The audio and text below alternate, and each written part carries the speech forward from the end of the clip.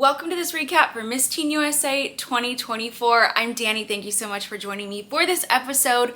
We have a lot to talk about. You're gonna want to stick around till the very end because I have some tea, I have some behind the scenes info, and you're gonna want to know. First of all, thank you so much, Sherry Hill, for saving the day with these opening number looks after we lost Portia and Scarlett, but the teens looked so cute in this. I loved it. I love the metallic dresses.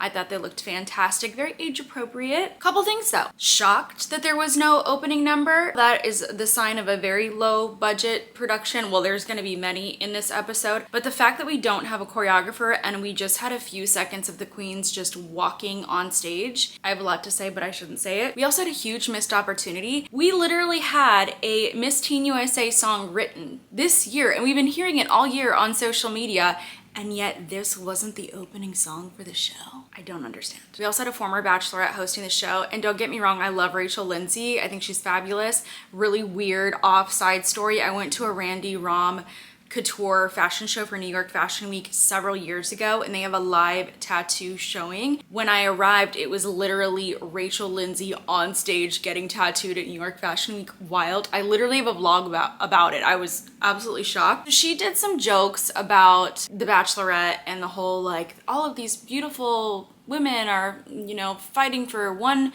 rose and whoever gets an engagement ring at the end or something like that. She had this like Bachelorette joke. And I feel like it didn't land because we're talking about teen contestants, and child brides like aren't funny, like an insinuation of that, like not funny. So I was bummed about that. I think that would have been the perfect joke for the Miss contestants, especially because a lot of Miss contestants have gone on to The Bachelor. So I thought that would have been perfect, but Rachel wasn't hosting that show. So I was bummed about that. Also, once again, we didn't really see the contestants leaving the hotel to do really unique experiences, like truly once in a lifetime things.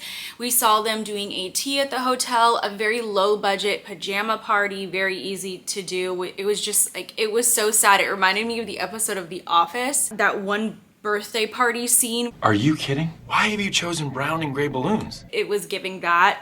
And then the ladies did get out a little bit. We got to see them go to the Santa Monica Pier, which anybody can do. Nothing super special there. Just really bummed out about that, because if we're fighting for viewership, and this is the first time it's back on TV, if we're fighting for that viewership and people are like flipping through the channels or browsing, the clips that they were showing of the contestants, I'm not gonna, if I had no clue what this was, I'm not gonna stay watching the show. It was so low energy, so boring. I'm also really sad that I learned that the teens' shoes were not sponsored this year. Very interesting. They told the teens that they can borrow the shoes, and if they wanted to keep them, that they can purchase them. Once again, low budget. That's the theme this year. If this is the definition of pageantry, I don't want it. I don't want it. Would love to know why there was even a sash ceremony at the beginning of the pageant. I know the budget is tight, but we couldn't spring for like a mini sound system, a little bit of music, and a microphone. Montana!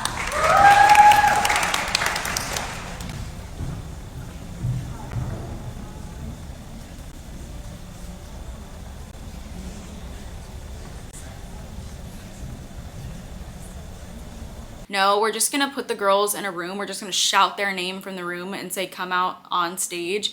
And people clap for a couple seconds, and then there's just a dead silence. It was so awkward, so awkward.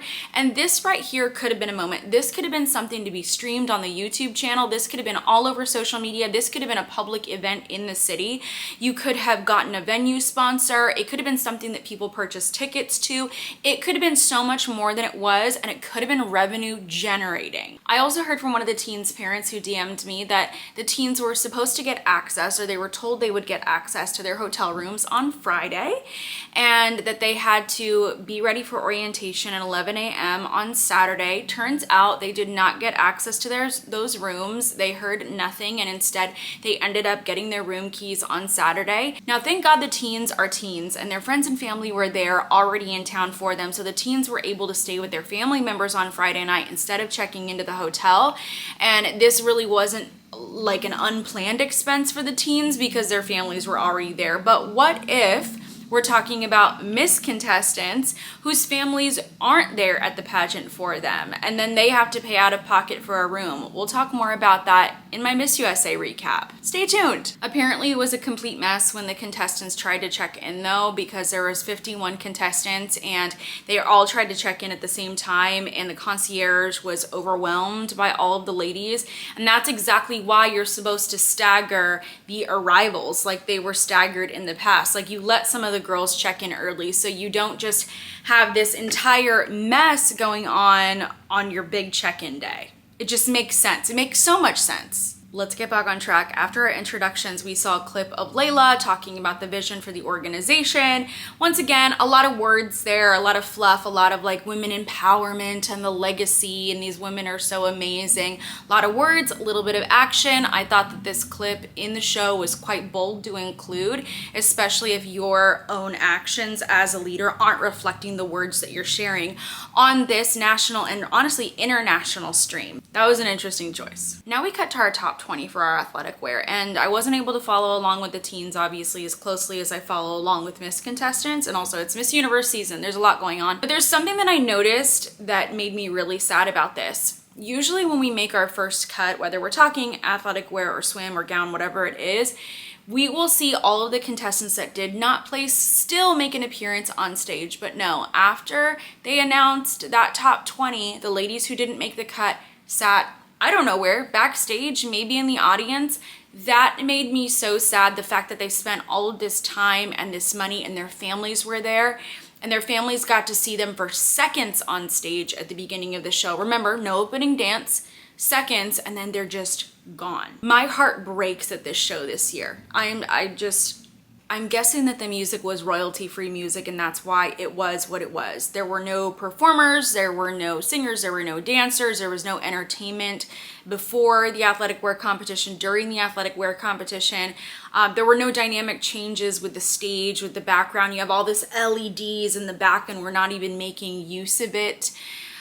The music was so low energy. I felt so bad for the girls because you could tell that they were really trying to carry the show. Now, let me talk about my standouts for athletic wear. I want to say Maryland. I've always loved her. You know, I've seen her compete as she's grown. She's competed at National American Miss and other youth pageant systems. So I was really excited for her, but something she's great at are facial transitions. And I really hope, and I would guess, that she will compete in the Miss division at some point. So I really hope that she waits, gives herself some time, works on herself, works on her accomplishments, and then comes back for a Miss Division. Texas was very pretty on stage. She was a little bit bouncy for me, but it is teen, so I understand that, but I really liked her. She was a standout for me. Alabama, very cute and very teen. And when I say very teen, that's really important because I feel like some of the teens have aged themselves up with their styling and with their choice of wardrobe, and it's still important to look like a teen. Love the genuine smile though. She was so cute. Kansas was so naturally confident to me, and then also just like the hair, the eye contact, the smile, all of it was there. She was a standout for me here. Missouri, again, great hairstyling for her. She looks teen appropriate. The hair and the makeup can significantly age a contestant up or down, and Missouri is such a great example, and this is a great performance from her on stage as well. She looked great. Mississippi was so cute, and oh my goodness, her little tiny waist. She's so little. She's such a teen. She was so facially beautiful on stage. She brought a lot of energy, and I feel like I said, the music was terrible, and I feel like it was really tough for a lot of the teens. Like, they weren't amped up, and so she was really trying, and obviously it paid off. But she was so beautiful on stage. I can see why the judges advanced her from this point. Arkansas, I thought, was so beautiful, and something about her reminds me a bit of Noelia. I don't know if you noticed that, but what I really liked about her is that her arms were relaxed. She wasn't giving me glitz arms. She was fantastic. She would have got a great score from me. Tennessee had a nice little opening spin turn. I did want her arms to relax a little bit, but she was so gorgeous, so teen, so teen. She brought a lot of energy, and she had great eye contact with the camera, and not everybody did. Not everybody got those camera angles. Georgia, I love this hairstyle on her. I love her. Again, another very, very teen looking contestant on stage, and her performance here, her transitions, her poses, her energy, it was all there. This was one of my top performances of the night. She would have been easily, in my head at that point, I would have been like, okay, she needs to nail gown, but I see her in a top 5. West Virginia, also her arms, so toned, great job. She was great. So she was the contestant, one of them that had fallen during the preliminary competition off the stage, which was so sad. And it was sad just to see the lack of safety measures that were taken at the show. But West Virginia, she came back really strong for finals. She brought a lot of energy, and that really was tough to do during this show. So I liked her. Utah was very teen, and I liked her hair a lot for her and for being a teen. And I will say her posing transitions weren't the cleanest, but she was on my edge because she looked so teen and because she was really having fun on stage, and sometimes that'll help you advance in a show. Arizona, I actually judged her at Royal International Miss, and I believe she was in the top 5 that year as well. She's a great competitor, and so I was really excited, not surprised to see her win her state competition. And she just did so well here, and this was a very solid performance. Definitely top 5 worthy. Also, I want to give a little shout out to Montana for placing. Yay, Montana. Couple other things to notice. This is another year where we don't have any still images of the contestants after active wear and after gown. I'm really sad about that. During my year, right after prelims, I remember I was getting backstage and people were already sending me images of myself on stage at Miss USA, and that was so special to be able to have those. And I'm really sad that that's another thing that got cut from the budget. No still images of these ladies. Do you guys remember the days where, like, right after we would compete, you would go on their official title holder pages and you'd see the images and you would see the clips of them during the show? Like, our directors were on it, and it's not the director's fault, it's that it was clearly cut from the budget. Also, can we just ditch the state costumes for the teens? They're not advancing to another level. It caps at Teen USA. I feel like it's just this filler during the show because they don't know what else to do because they can't afford performers, and I don't feel like it adds that much entertainment value to the show. I also feel like it's just this big extra expense for our teens, and I don't love that. Now, we did get to see some B-roll of the teens going to Universal Studios, and I was very happy with them going there because California is known for its theme parks, and I feel like that's one of the things that these ladies should experience. Yes, it's not a unique experience, but I do feel like it was much more of a high value experience for the contestants versus sending them to Santa Monica Pier. Not amazing. So now we narrowed down to our top 10, and once again, no parade of gowns. Was there not a parade of gowns last year? This is absolutely crazy that our other contestants who didn't place are backstage at this point. I am sick. So let's talk about my standouts. First of all, Arizona, love this color on her. With her skin tone and her hair, it was perfect. The gown style was very teen. She brought a lot of happiness and joy to the stage, and I absolutely loved that. And this was the moment when I was like, wow, they don't get to stop and get a pose either. This is amazing to me. They had to have show fillers because Uma Sophia wasn't there. She wasn't gonna do her farewell speech. And we saw some really pointless show fillers, and there wasn't enough time to give the ladies a moment to pose and have a moment on stage. This is what happens when you don't have a great choreographer. Now we have West Virginia, and I really like this. I like this gown. I actually think I would have preferred it without the necklace, but I get it. It does, you know, it goes with it. She was really cute. She had a nice walk and a lot of great eye contact as well. She was really catching the camera. Tennessee was adorable. The white and the pink, very classic teen. She was so cute. She did miss a little bit of eye contact at the end, but I do feel like they probably already loved her from earlier in the show. She's just so adorable that it's like, yeah, you know what? She stands out. She's memorable. Let's advance her. Mississippi, so this was interesting to me. I did think that her arms were very distracting, but regardless of that, I mean, she's stunning. She's just absolutely stunning. She brought great energy to the stage. She was super cute. You could tell that she was living in the moment, having a good time, and so I understand the advancement. Arkansas just blew me away with the color she was wearing, with the gown style. I loved it. I don't know who made all those choices, but well done. For me, she would have been in my top 5. Georgia looked so Belle inspired with her curls and her hair half up. I loved her. I love the gown once again. Quite teen. She just glows on stage. Definitely one of my favorites. I would have advanced her to a top 5. She deserved that spot. Then we have a segment where they said we were going to hear from former Miss Teen USAs, and then we open up with a clip of a USA title holder.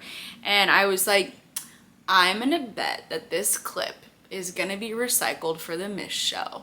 So instead of actually doing the due diligence and getting a bunch of former Teen USA title holders to appear during the show, they did a mixture so they could use it for both shows. Now all the teens got the same question, which was, what's the biggest challenge facing today's young people and how do we overcome it? Now let me just say this, the teens, honestly, I think they excelled in this area of competition. And also, come on, just think about how articulate these girls are. They're teenagers, like, wow. This should blow everybody's mind. West Virginia talked about mental health being one of the biggest challenges and that she is a future psychiatrist. And she says that she's really glad that mental health is not becoming a stigma anymore and that we're actually acknowledging it and we're starting to take this seriously and treat it. She also said, as the next Miss Teen USA, I'd love to travel to spread this message of keeping a positive mindset. And I like this. She said, you know, last night I fell on stage and I'm here and I picked myself up. And she said, life will throw you curveballs, but it's about how you come back. And I love that. I think that it was really cute, added some personality to her answer. I'm still bummed out that she fell on stage, but luckily she wasn't the only one, right? We had some other teens and Layla even fell on stage. That feels fair. Now, Tennessee did repeat the question in her answer, and then she said that the issue is our addiction to tech, which I think is good. She says, through her initiative, Technology Time Out, I encourage people to find balance, to take a 60-minute break, prevent the sedimentary lifestyles that tech causes. So it was a good answer, but it was a little bit shorter than everybody else's, and I really feel like she could have shared just a little bit more. And then we have Georgia. She says that she believes that self-love has made the biggest impact on her generation, that she's seen her closest friends struggle with loving themselves.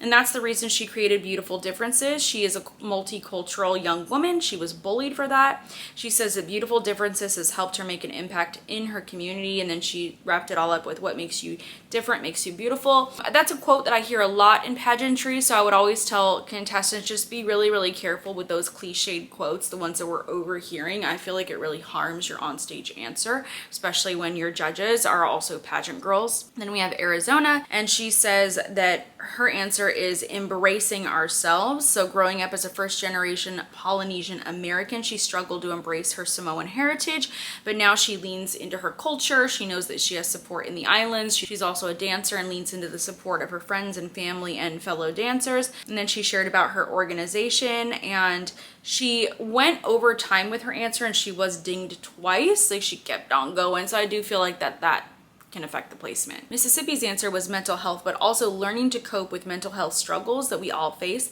When she was 13, she shared that she lost her father to lung cancer, and as you can imagine, she said it was not easy. Her mental health struggled severely, and then she said she was able to find hope again through dance. That's why she also created Dance to Empower. And then she says, as your next Miss Teen USA, I want every little girl like me to know that she's not alone. She shared from personal experience here, but the key to her win, I think, in her answer, like, she was stunning. She really stood out visually, yes, but to me, she was the one that did not sound rehearsed. Her delivery won this title for her, and that really says something, right? Like, when your skill level wins you a title. So I feel like that was the win for her. Then, of course, because nobody took over Uma Sophia's title, there was no farewell, no acknowledgement of her and all the work that she did for her reign, which is so sad. It just makes me very disappointed. But they had to fill time, so what did they do? They just reviewed what happened during the show. They told us the same thing. There was a 20 and then there was a 10 and they competed and we narrowed it down. And then Morgan and Savannah came back on stage and then they gave these little bios of each of the contestants before we announced the winner. It was so awkward. There was no music. It was dead silent. I was like, why didn't you just do this while they were walking on stage? This was so weird. So here were our results though. West Virginia was 4th runner-up. 3rd runner-up was Tennessee. 2nd runner-up was Arizona. First runner-up was Georgia, and our new queen was Mississippi, of course. But one thing that they did that was also really, really awkward that I've never seen, or at least I can't remember, they announced all of our runners-up, and then right before the queen was announced, they went to a commercial break. Who is scripting this? Who is scripting this? I'm so embarrassed. How's everybody else not embarrassed? A couple other things to notice. I didn't hear the mention of a prize package, and I also didn't hear about an accounting firm verifying the results. But that is something interesting because we also saw this little reminder when the girls got there about how the winner is chosen, and you can read this for yourself.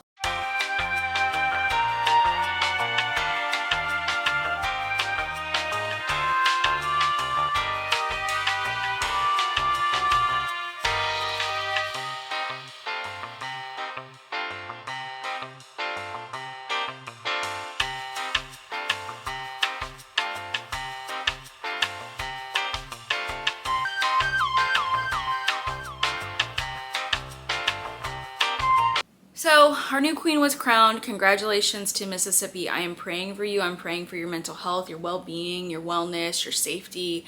I am concerned because I feel like there's a lack of concern from the organization for any and all of those things, personally. That's my opinion. And then one interesting thing though is that when she did get crowned, the little star in the center was already tilted and falling off, and then shortly after it fell off completely.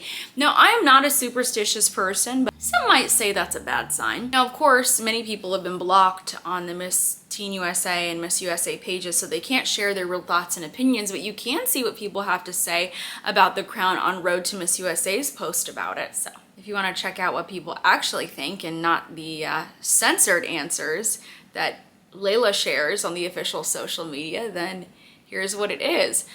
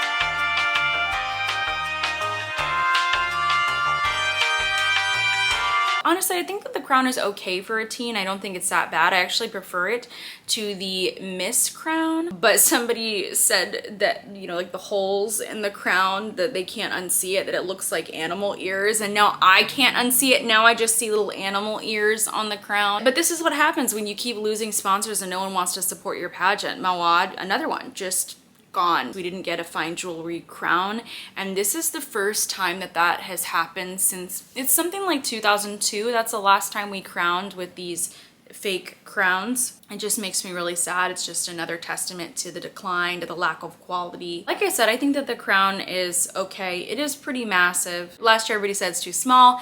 I do feel like it leans a little bit too big this year. A lot of corners have been cut on the craftsmanship if it already broke. I'm sad to see all of this, but I hope you enjoyed this episode. Stay tuned for my recap of Miss USA coming very soon.